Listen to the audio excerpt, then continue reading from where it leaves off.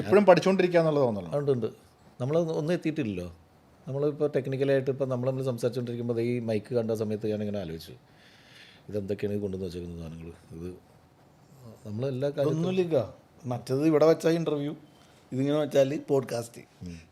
കമ്പേ കുത്തിയ പോഡ്കാസ്റ്റ്, ചങ്കത്ത് വെച്ച ഇൻ്റർവ്യൂ, അത്രേ ഉള്ളൂ സാറോ. ഇതും മറക്കൂലെന്ന് പറഞ്ഞില്ല, ഇതിൽ കൊണ്ടുവന്ന് മറ്റത് ഒട്ടിച്ച് വെച്ചേക്കാണ്. കളഞ്ഞ് സസ്പെൻസ് കളഞ്ഞ് രണ്ട് നട്ടിലും ഒരു മുഴ കയറിലുമാണ് നിൽക്കുന്നത്. ഇത് കട്ട് ചെയ്തത് അല്ല ഇത് നമ്മളുടെ ഇതിന് ട്രെയിലർ ലോഞ്ചിന് മറ്റേ ഇവൻ ജയസൂര്യ കയറിയിട്ട് പറഞ്ഞു പവർ ബാങ്ക് കൊടുത്തല്ലേ. ജീവിതത്തിൽ ആദ്യമായിട്ടാണ് പവർ ബാങ്ക്. എവിടെയാണെങ്കിൽ ഈ ടെക്നിക്കലി ഇതൊരു ഷോയാണ്.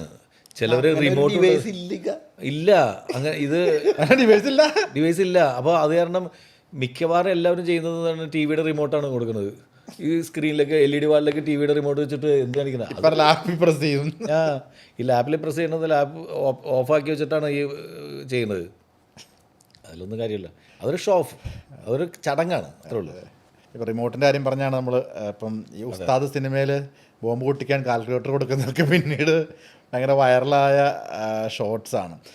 ഈ വിഷ്ണു, ഈ കഥ വിഷ്ണുവാണ് നാദശികയിലേക്ക് എത്തിക്കുന്നതെന്ന് പറഞ്ഞിട്ടുണ്ടായിരുന്നു. അപ്പം ഇങ്ങനൊരു സബ്ജക്റ്റ് വരുന്നു, ഒരുപാട് സബ്ജക്റ്റുകൾ വിഷ്ണു കേൾക്കുന്നുണ്ട്.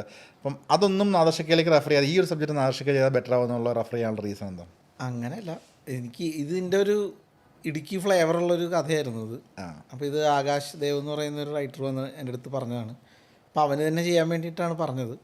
അപ്പോൾ അതിന് പക്ഷേ ഇങ്ങനെ പ്രൊജക്റ്റ് ഓണാവാതെ ഇങ്ങനെ നീണ്ടു പോകുമായിരുന്നു. ആ സമയത്താണ് ഇക്ക വേറൊരു സബ്ജക്റ്റുമായിട്ട് ഞാനും ഇക്കയും തമ്മിൽ സംസാരിക്കുകയും ഇതൊക്കെ ചെയ്തത്. അതിൻ്റെയും ഇങ്ങനെ ഒരു കാര്യം ഇങ്ങനെ സെറ്റാവാതെ നിൽക്കുന്ന സമയത്താണ് ഞാൻ പറഞ്ഞത്, ഞാൻ കേട്ട വേറൊരു സബ്ജക്റ്റ് എനിക്ക് ഭയങ്കര വർക്കാണ്. അപ്പോൾ ആകാശിനോട് ഞാൻ പറഞ്ഞാടാ, നീ അതൊന്നും ഇക്കയോട് പറഞ്ഞു നോക്ക്, ഇക്കയ്ക്ക് ഇഷ്ടപ്പെട്ട് കഴിഞ്ഞാൽ ഇത് നടപടിയാവും എന്ന് പറഞ്ഞാൽ അങ്ങനെ ഇക്കടുത്ത് കേൾപ്പിച്ചാണ്. പക്ഷേ കേട്ടപ്പോൾ തന്നെ ഇക്കും അത് വർക്കായി. അതിനകത്ത് എന്തെങ്കിലും സ്പാർക്ക് ഉണ്ടാവും എന്നുള്ളത് നമുക്കറിയാം. എന്തെങ്കിലും, അതായത് ശരിക്ക് ഈ സിനിമ നമുക്ക് ചെയ്യണമെന്നും പറഞ്ഞിട്ട് അല്ലല്ലോ, നമ്മൾ കേട്ടുകൊണ്ടിരിക്കുമ്പോൾ കേട്ടു നോക്കാം, ഓക്കെ ആണെങ്കിൽ. അപ്പോൾ അങ്ങനെ കേൾക്കുന്ന സമയത്ത് നമ്മൾ എവിടെയെങ്കിലും ഒന്ന് ഹുക്ക് ചെയ്യുന്നുണ്ടെങ്കിൽ നമുക്കത് കിട്ടും. അതിനകത്ത് എന്തെങ്കിലും ചെറിയ പുതുമ ഫീൽ ചെയ്താൽ പോലും അത് ഇപ്പോഴത്തെ കാലത്ത് നല്ല രീതിയിൽ വർക്ക് ചെയ്ത് കഴിഞ്ഞിട്ടുണ്ടെങ്കിൽ വലിയ ഫ്രഷ്നെസ് കിട്ടും. പറഞ്ഞു പോകുന്ന റൂട്ടിൽ എന്തെങ്കിലുമൊക്കെ ഫ്രഷ്നെസ് ഉണ്ടെന്ന് തോന്നിയാലാണ് നമുക്കത് വർക്ക് ചെയ്യുന്നത്. അപ്പം അത് ഇതിനകത്തുണ്ട്. അങ്ങനെയാണ്. അതിൻ്റെ സ്ക്രിപ്റ്റൊക്കെ വായിക്കുകയാണ് ചെയ്തത്. വായിച്ചു കഴിഞ്ഞിട്ട് ഇക്ക രാത്രി തന്നെ എന്നെ തിരിച്ചു വിളിച്ചു, അന്ന് തന്നെ ഇത് നല്ല രസമുണ്ടല്ലോ അത് പറഞ്ഞു. അപ്പോൾ എനിക്ക് ചിലത് പറയുമ്പോൾ കയ്യിൽ നിന്ന് ഇപ്പോൾ അവനന്ന് എൻ്റെ അടുത്ത് ആകാശദേവ് എന്ന് പറയുമ്പോൾ അവനാകെ വേറെ മെൻ്റൽ ടെൻഷനും കാര്യങ്ങൾ. അപ്പം ഞാനത് ആയിട്ടുണ്ട്. ശരിക്കും പറഞ്ഞിട്ടുണ്ടെങ്കിൽ എനിക്ക് കഥ പറയാൻ അറിയാൻ പാടില്ലാത്ത ഒരാളുടെ അടുത്ത് ഞാൻ കഥ പറഞ്ഞു കഴിഞ്ഞിട്ടുണ്ടെങ്കിൽ അത് അയാളിലേക്ക് എത്തിക്കാൻ. പക്ഷേ പേനയും പേപ്പർ എടുത്തിട്ട് ഒരു 4 വരി എഴുതി കഴിഞ്ഞിട്ടുണ്ടെങ്കിൽ അത് വായിച്ചു കഴിഞ്ഞിട്ടുണ്ടെങ്കിൽ ചിലപ്പോൾ അയാൾക്ക് ചിരി കിട്ടും. അങ്ങനെ കുറേ ആൾക്കാർക്കുണ്ട്. ആകാശ് ഇപ്പോൾ വന്ന് പറയുന്ന റിലാക്സ്ഡ് മൂഡാണെങ്കിൽ ഓക്കെയാണ്. ഇപ്പം ഞാനിപ്പോൾ മമ്മൂക്കയുടെ അടുത്ത് ചില കഥകൾ ഞാൻ വായിച്ചിട്ട് എനിക്ക് ഭയങ്കരമായിട്ട് ചിരി വന്നിട്ട് ഞാൻ ആ റൈറ്ററെ വിളിച്ചിട്ട് ഞാൻ മമ്മൂക്കയുടെ അടുത്ത്, അപ്പോൾ അങ്ങനെ നമുക്ക് കേൾക്കാം എന്ന് പറഞ്ഞിട്ടിരിക്കുന്ന സമയത്ത് മമ്മൂക്കയുടെ അടുത്ത് പറഞ്ഞിട്ട് ഇവൻ കൈയും കാലും പറിച്ചിട്ട് കൈയും കാലും പറിച്ചിട്ട് ഇങ്ങനെ മമ്മൂക്ക ചോദിച്ച് വെള്ളം വേണോ? എത്ര പേരെ കണ്ടിട്ടുള്ള, എത്ര ആൾക്കാരെ കണ്ടിട്ടുള്ള. നമുക്ക് ഇങ്ങനെ ഫേസിലേക്ക് പോലും നോക്കിയിട്ടില്ല. വെറുതെ എനിക്ക് വേണം ഫോണിൽ ഇങ്ങനെ കളിച്ചുകൊണ്ടിരിക്കുന്ന സമയത്ത് ഓപ്പോസിറ്റ് ഇരിക്കുന്ന കഥ പറയാൻ വന്നോട് വെള്ളം വേണോ? വേണം. അങ്ങനെയുള്ള അവസ്ഥയിൽ അങ്ങനെ ചിലപ്പോൾ പതറിപ്പോവേ. പക്ഷെ ആ സാധനം തന്നെ നമ്മൾ വായിച്ച് കഴിഞ്ഞിട്ടുണ്ടെങ്കിൽ നമുക്ക് കിട്ടും ഹ്യൂമർ. അങ്ങനെ ഒരുപാട് പേർക്ക് അബദ്ധം പറ്റിയിട്ടുണ്ട്, പറയാൻ പറ്റാതെ.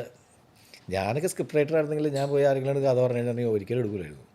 കഥ പറയാൻ അറിയാമല്ലോ. ഈ എൻ്റെ മമ്മൂക്ക പ്രൊജക്റ്റ് പ്രതീക്ഷിക്കാമെന്ന് വെച്ചിട്ടുണ്ടെങ്കിൽ എനിക്ക് ഇപ്പോൾ ലാലേട്ടനെയും മമ്മൂക്കനെയും ഒക്കെ വെച്ചിട്ട് സിനിമ ചെയ്യണമെന്ന് കൊതിക്കാത്ത ആരുള്ളത്. എല്ലാ ഡയറക്ടേഴ്സ് എന്ന് പറയുന്നത് സിനിമ, മലയാള സിനിമയിൽ ഈ ലെജൻസിനെ ഇപ്പോൾ സുരേഷ് ഏട്ടൻ, മമ്മൂക്ക, ലാലേട്ടനൊക്കെ വെച്ചിട്ടൊരു പടം ചെയ്തു എന്ന് പറയുമ്പോൾ നമുക്ക് കിട്ടുന്ന, അപ്പോഴാണ് നമ്മൾ അംഗീകരിക്കപ്പെട്ട സംവിധായകനാവുള്ളൂ എന്ന് ഞാൻ വിശ്വസിക്കുന്നത്. എത്ര വലിയ നല്ല നല്ല സിനിമകൾ ചെയ്തിങ്ങനെ മുന്നോട്ട് പോയാലും അതൊക്കെ ചെയ്യുമ്പോഴാണ് ആഹാ അടുത്ത പടം മമ്മൂക്കയുടെ, അടുത്ത പടം ലാലേട്ടൻ്റെ, അടുത്ത പടം സുരേഷ് ഏട്ടൻ, അങ്ങനെയൊക്കെ ആ ലൈനപ്പ് നമ്മളൊന്ന് ഈ പറയുന്ന മലയാളികൾ അംഗീകരിക്കണമെങ്കിൽ നമ്മൾ അങ്ങനെ ഒരു ലൈനപ്പ് ഉണ്ടെങ്കിൽ അത് കൊതിയുണ്ട്. അതുമായിട്ടുള്ള സബ്ജക്റ്റ്, ബന്ധപ്പെട്ട സബ്ജക്റ്റുകൾ ഉണ്ടാവുമല്ലോ. ഇത് ലാലേട്ടനെ വെച്ചിട്ട് പ്ലാൻ ചെയ്തിട്ട് എഴുതുക, എന്നിട്ട് ഇവൻ പറയും ഞാൻ അഭിനയിച്ചോട്ടെ എന്ന് നിൽക്കും. അതാണ് പാട്.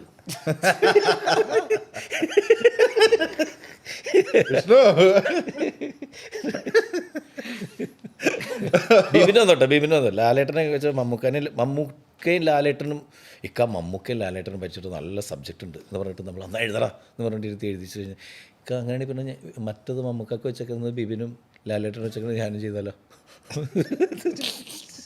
ചുമ്മാ കേട്ടാ ഇവരെ ആഗ്രഹം അവരൊക്കെ വെച്ചിട്ട് ഒരു പ്രോജക്റ്റ് ചെയ്യാന്ന് പറയുന്നത് തന്നെ നമുക്ക് എന്തും പറയാവുന്ന സുഹൃത്തുക്കൾ എൻ്റെ പേരിൽ പറയുന്നതാണ് ഇതൊക്കെ. നാളെ നാദർഷ വിഷുവിനെ കുറിച്ച് അങ്ങനെ പറയണ്ടായിരുന്നു എന്നൊക്കെ പറഞ്ഞിട്ട് ക്യാപ്ഷൻ ഇട്ടിട്ട് നീയൊക്കെ തന്നെ ചെയ്തു. ഞാൻ ജീവിതമല്ല ഇത് കട്ട് കളഞ്ഞേക്ക്.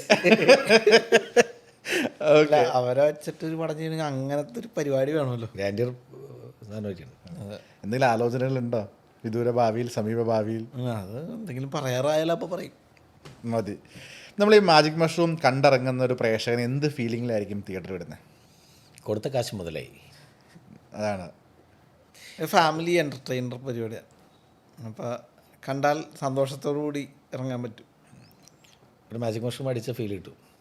അടിച്ച് വേണ്ടിയിട്ട് അപ്പം അടിച്ചിട്ടില്ലെന്ന് പറഞ്ഞിട്ട് അല്ല, അങ്ങനെ പറഞ്ഞു കേട്ടിട്ട് ചുമ്മാ പറഞ്ഞു കേട്ട ഒരു ഫീല്, ആ ഒരു ഫീലിലായിരിക്കും ഇറങ്ങാൻ പറ്റുന്നത്. ഇതിൽ നമ്മൾ കൂടെ കൊണ്ടുവന്ന ഫാൻറ്റസി ആയിരിക്കുമോ അതെയോ കോമഡി ആയിരിക്കും? എന്താണ് നമ്മളെ ഒരു വാ ഫാക്ടർ എന്തായിരിക്കും നമ്മൾ കാണുമ്പോൾ കിട്ടാൻ സാധ്യതയുള്ളത്? ഒരു ഫ്രഷ്നെസ് ഉണ്ടാവും. അത് സിനിമ തരുന്നൊരു ഫീല് കിട്ടും എന്നാണ് എനിക്ക് ഫീൽ ചെയ്തത് കേട്ടോ. ആ സിനിമ നമുക്കൊരു ഫീല് തരും.